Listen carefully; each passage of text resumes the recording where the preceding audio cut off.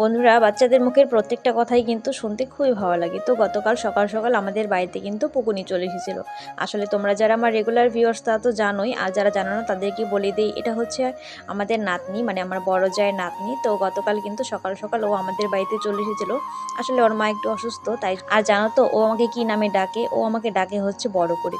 আসলে আমার হাজবেন্ড একদিন মজা করে বলেছিল, তুমি আমার ছোট বউ আর এটা হচ্ছে বড় বউ। তারপর থেকেই কিন্তু আমাকে বড় বলেই ডাকে। আর সত্যি বলতে ওর মুখে বড় ডাকটা শুনতে আমার কিন্তু বেশ ভালোই লাগে। তো সকাল সকাল ও আমাদের বাড়িতে চলে আসার পর ওকে বললাম কুট্টিকে একটু পড়াবো, মানে আমার মেয়েকে পড়াবো, তাই জন্য ওকে খেলতে বললাম। তো বললো যে না, আমিও পড়াশোনা করব। তো ও একটু পড়াশোনা করে নিল। তারপর কিন্তু পিসি ভাস্তি মিলে জমিয়ে কাদা দিয়ে খেলেছে। তারপর দুজনকে স্নান টান করিয়ে পরিষ্কার করিয়ে দিলাম। আর এদের একবার যদি আনন্দ ফুর্তি পেয়ে যায় তাহলে কিন্তু মায়েরও প্রয়োজন হয় না। আচ্ছা, তোমাদের বাড়িতেও কি এরকম লক্ষ্মী বাচ্চা আছে যারা তোমাকে কোনো নিকনামে ডাকে? তাহলে কিন্তু অবশ্যই কমেন্টে জানিয়ে দিও। আর আজকের এই ভিডিওটি ভালো লেগে থাকলে অবশ্যই লাইক কমেন্ট শেয়ার করে দিও।